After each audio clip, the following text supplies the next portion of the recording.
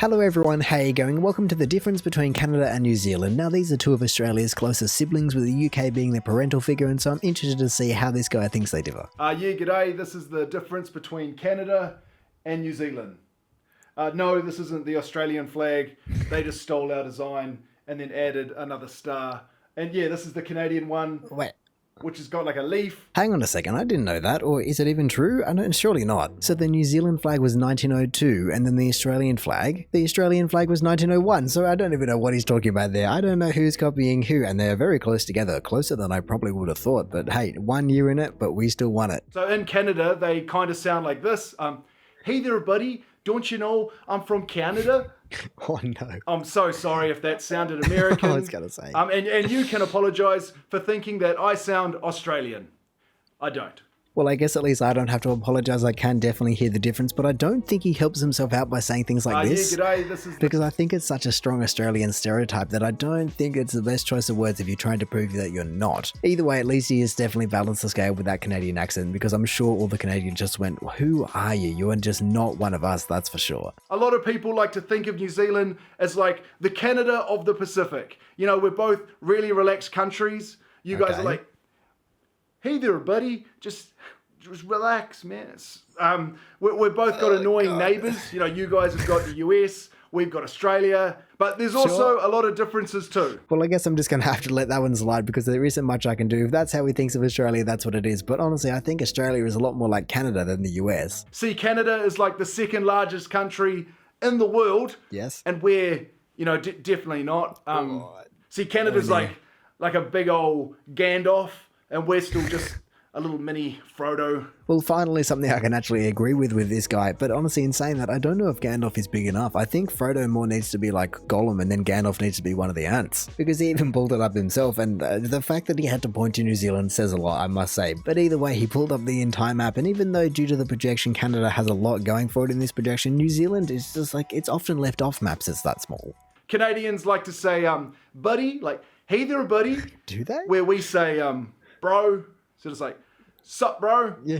In Canada, you guys call a biscuit a cookie. You call togs a swimsuit. Yeah. A trolley is a cart. Ugh. And when you say the word puck in Canada, well, this comes to mind.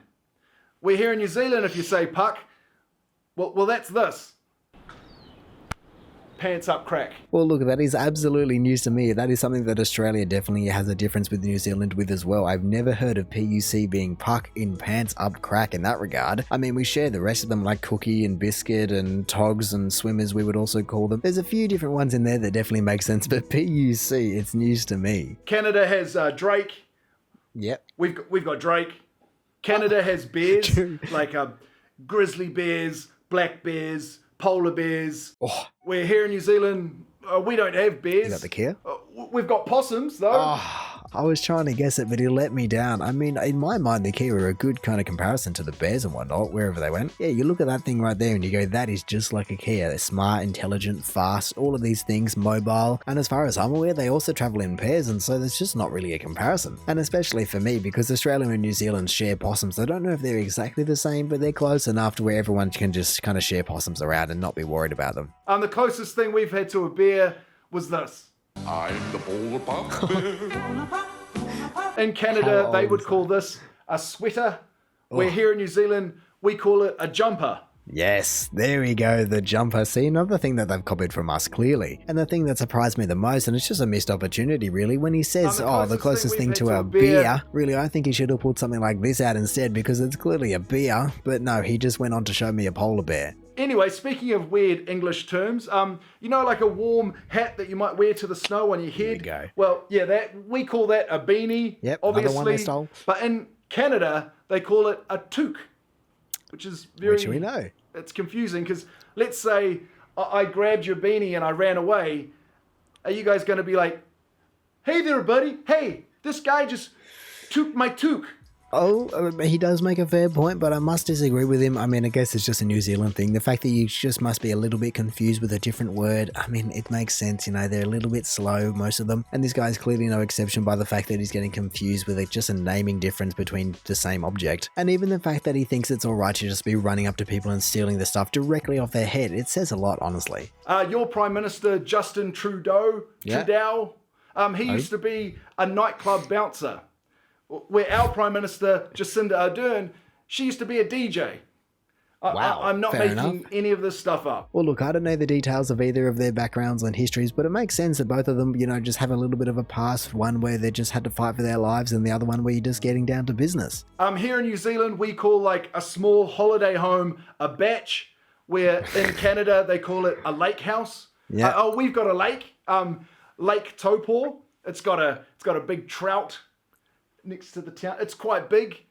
I would have thought that New Zealand has quite a few lakes. Like, to say we've got a lake, I don't think it's doing it justice. As for goodness sake, I just got here and I can see all the lakes. I mean, as well as Google is showing you, you can see lake here, lake there, lake another one there, Lake Piers, and like they just keep going. I mean, yeah, up in the North Island, they've also got the one he was mentioning, but honestly, the South Island doesn't do too bad itself, I think. I mean, yeah, it doesn't have 2 million lakes like Canada does, but at the same time, it's a much smaller country. And in Australia, it's a little bit more straightforward. We just call it a holiday house or holiday home, where these guys have to go and make a different word for it. And as long as you know it, it's completely fine. You know, Australians can just deal with having two names for the same thing, but then Canada just does the same thing and they just go to lake house, just like Australia, holiday house, lake house. It just kind of says what it is instead of just making words up. Canada, though, they've got like the world's Great Lakes and thousands of them, and we don't want to get into it.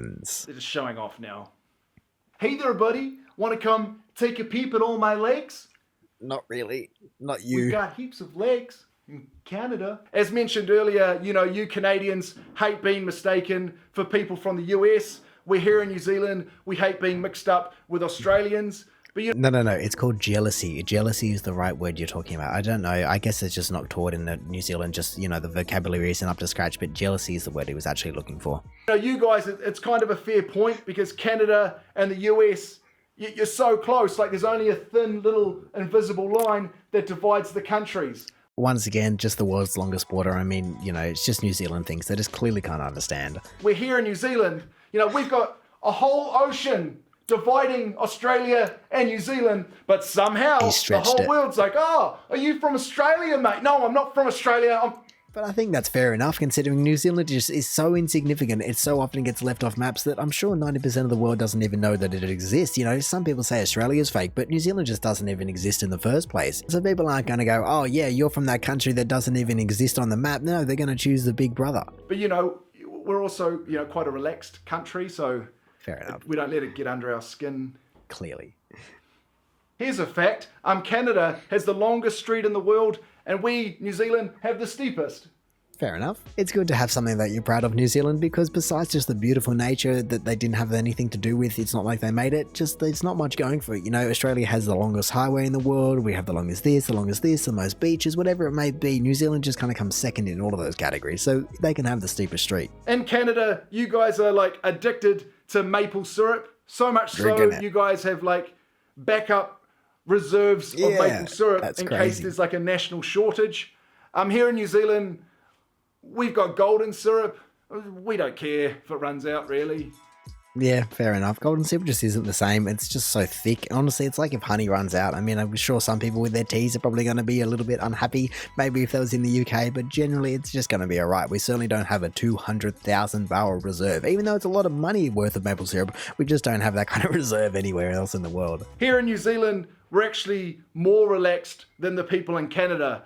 For example, when it comes to a donut, you know how there's the hole in the middle?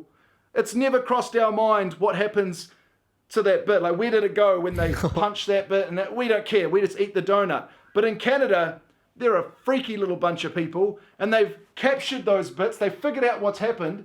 And then they cook those bits, those little bits from the inside, and they eat them. They call them in Canada Timbits, which again is as weird as a toque. That's a weird name, because what if you're there one day just eating your little bag of Timbits, and some guy's there like, oh, hi, I'm Tim. And you're like, oh, I'm just eating Timbits. I had no idea where he was going with that one, but I'm glad that he's just taught me something new. I had no idea that they kind of freaked out, or I don't know, he made it sound as though it was a big thing, but I've certainly never heard of anything like a Timbit before. I mean, in terms of the donut, once again, it's just showing New Zealand's just a little bit behind. They can't realise that things need to be able to cook a little bit more evenly. Once you have the hole out in the middle, they cook faster, so it's easy to just kind of get them pumping. But hey, like I said, I have to admit, he definitely did teach me something with a little bit of Timbits, which, yeah, I guess I wonder where that word come from, or if he is even pronouncing it correctly, but I guess it would certainly just be like a bite-sized donut, and that sounds pretty darn good. And that one looks like it's jam-filled, which, hey, I'm not going to refuse. Look, Canada, you're real nice. We're real nice. I'm thinking we grab Maui, jump in a waka, we'll paddle up to you, grab a hacksaw out, cut through your border with the US, and then we can drag you down to just sit by us, bump Australia out the way. You guys can sit there, or Australia, you can come and just sit, just below us. That way you'll be much closer, so it's easier for you to keep on claiming all the good things from our country. Well, I don't know what he's on about there, because the fact that most things have to be imported to Australia and then imported to New Zealand just says that they're kind of claiming all of our good stuff. But other than that, he can move the world around however he wants. For goodness sake, just get rid of them and put them up next to Canada for all I care. Make it like a Madagascar of Canada. Or hey, like I said, if they want to go through all the effort of just chopping the 49th parallel all the way along, and I guess Alaska as well, you're just going to have to chop that off. If you want to move down here, that's completely fine with me. Australia and Canada, we're just kind of siblings, and then New Zealand is just kind of the annoying little brother that just wants to play on the controls the whole time. And that's the difference between New Zealand and Canada, with a few friendly jibes about Australia. Yeah, hopefully no Canadians were harmed in the making of this video. Ooh, I don't know about that one, given the fact that he's done a Canadian accent, or I guess an attempted Canadian accent in multiple places throughout this video. I feel as though somewhere along the line some Canadians have just been mortally wounded. But hey, it was all a very light-hearted video, just a few punches, a few jabs, a few even factual things like the donuts and other random bits that I didn't know somehow. But in reality, it's good to be exchanging knowledge. The two countries of Canada and New Zealand, and then Australia just piling on top. The three countries overall are just very similar run. I think very similar people, very similar in terms of just able to take a joke, hopefully. But then on the other hand, there are still differences between all the countries, and that's a great thing. Like we always say, it's good to just have a little bit of diversity. People can travel around, feel at home, but just learn new experiences, learn new things, and hey, it just makes the world go round. But anyway, in saying that, I reckon I'm going to call it there. So thank you for watching this video. If you did enjoy it, feel free to do the YouTube algorithm things down below. Also, if this is the first video of mine that you are watching, then make sure to go check out any other ones I've done. Also, make sure to go check out the original video down in the description below, or hey, maybe even just want to consider subscribing so that you don't miss another one of these in the future. But all in all, have a good one, and see ya.